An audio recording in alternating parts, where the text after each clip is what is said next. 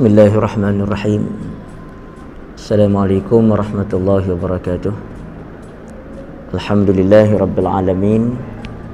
Wassalatu wassalamu ala asyrafil anbiya'i wal mursalin wa ala alihi wa sahbihi wa man da'a bi da'watihi wastanna bi sunnatihi ila yaumiddin, amma ba'd.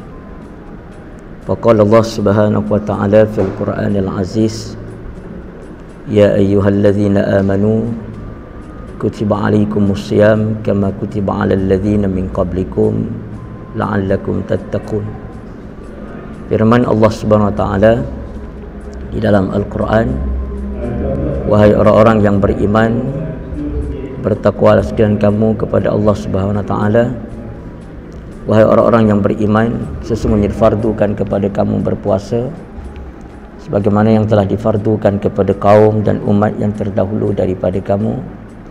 Mudah-mudahan dengan puasamu itu kamu akan menjadi orang yang bertakwa kepada Allah Subhanahu wa taala. Bersyukur kita kepada Allah Subhanahu wa taala kerana kita sekali lagi diberi peluang oleh Allah Subhanahu wa taala untuk mengecapi nikmat Ramadan, di mana nikmat Ramadan ini disebut secara khusus oleh Allah Subhanahu wa taala ialah untuk membentuk manusia menjadi insan yang bertakwa kepada Allah Subhanahu wa taala. Kerana takwa merupakan kayu ukur dan nilaian di sisi Allah Subhanahu wa taala. Allah Subhanahu wa taala mengukur kedudukan dan kemuliaan manusia dengan takwanya. Sebagaimana firman Allah di dalam Al-Quran, Inna akramakum indallahi atqakum. Orang yang paling mulia di kalangan kamu di sisi Allah ialah orang yang paling bertakwa kepada Allah Ta'ala. Rasulullah sallallahu alaihi wasallam menyatakan, An-nasu min Adam wa Adamu min turabin, la fadla li'arabiyyin ala ajamiyyin illa bittaqwa. Manusia daripada Adam dan Adam daripada saripati tanah. Tidak ada lebihnya orang yang berbangsa Arab di atas yang bukan Arab kecuali takwa kepada Allah Ta'ala. Ini menunjukkan kepada kita bahawa satu-satunya jalan untuk kita meraih kemuliaan di sisi Allah ialah dengan cara kita bertakwa kepada Allah. Kita tidak boleh meraih kemuliaan di sisi Allah Ta'ala hanya dengan kuasa yang ada pada kita, kerana terdahulu daripada kita telah ada manusia yang lebih berkuasa, Fir'aun umpamanya, tetapi akhirnya beliau mati dalam keadaan dilaknat oleh Allah Subhanahu wa taala.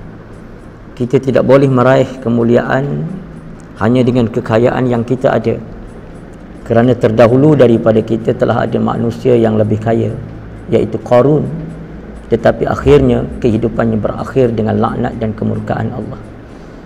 Kita tidak boleh meraih kekayaan, kemuliaan di sisi Allah dengan hanya ilmu yang ada pada kita, kerana sejarah telah membuktikan bahawa terdahulu daripada kita telah ada ulama yang bernama Bal'an Ba'ura, Barsisa, yang mempunyai ilmu yang luas tetapi berakhir dengan kehinaan di sisi Allah Subhanahu wa taala. Artinya kita mempunyai satu cara sahaja untuk menjadi insan yang mulia di sisi Allah, iaitu dengan kita bertakwa kepada Allah.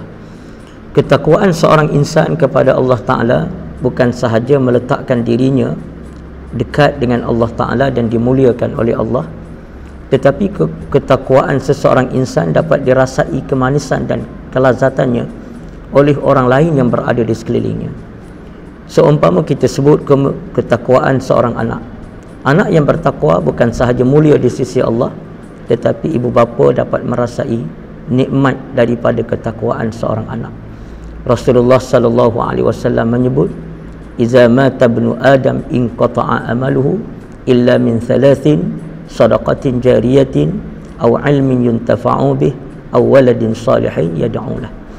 Apabila matinya seorang anak Adam, maka terputuslah segala amalannya kecuali jika ia melakukan amalan sedekah jariah ataupun memberikan ilmu yang bermanfaat ataupun memiliki dan mempunyai anak yang saleh yang mendoakannya.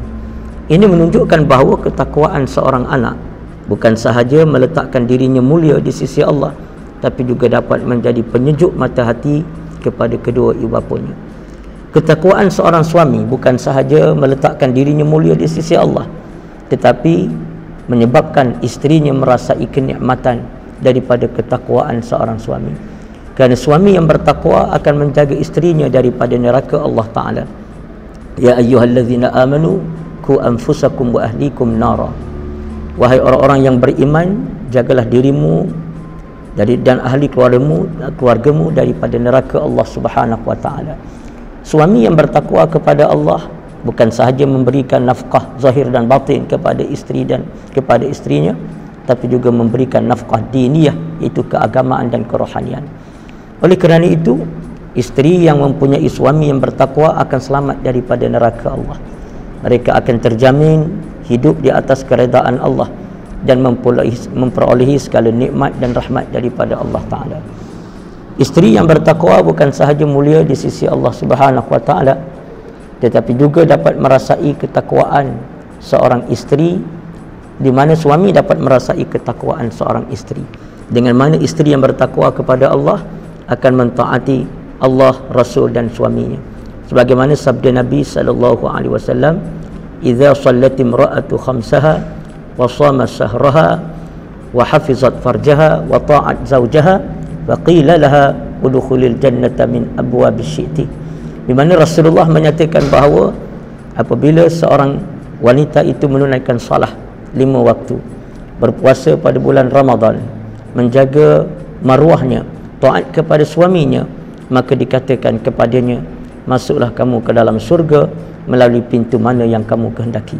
Ini menunjukkan bahawa apabila seorang isteri itu bertakwa kepada Allah dan takut kepada Allah, maka suaminya akan merasai kenikmatan daripadanya. Oleh kerana itu, kita naklah membina ketakwaan itu dalam seluruh kehidupan kita.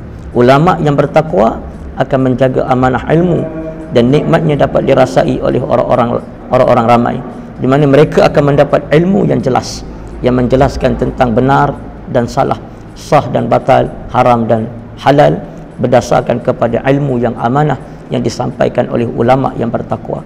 Kerana itu Nabi SAW bersabda, "Hal adullukum asrafu ahlil jannah?" Faqalu bala ya Rasulullah. Qala humul ulama'u ummati. Hendaklahkah engkau aku tunjukkan kepada kamu ulama, orang yang paling mulia di kalangan ahli syurga? Lalu sahabat menjawab, mahu ya Rasulullah. Maka Nabi berkata, mereka ialah ulama di kalangan umatku. Ini menunjukkan bahawa kita dapat ulama yang bertakwa dapat dirasai kemanisannya, ketakwaannya oleh orang-orang ataupun oleh umat yang lain. Begitu juga hendaklah menjadi rakyat yang bertakwa, kerana rakyat yang bertakwa akan memilih pemimpin yang bertakwa kepada Allah, di mana ketakwaan rakyat akan dapat dirasai oleh seluruh umat, di mana akan terlantiknya pemimpin yang takut kepada Allah. Pemimpin yang bertakwa bukan sahaja mulia di sisi Allah, menjadi orang yang disanjung oleh Allah Ta'ala dan dipuji oleh para malaikat, tetapi pemimpin yang bertakwa akan dapat dirasai ketakwaannya oleh seluruh negara dan rakyat. Rakyat dapat menghirup kemanisan daripada ketakwaan para pemimpin. Oleh kerana itu, Ramadan adalah benar-benar bulan yang mendidik kita menjadi insan yang bertakwa.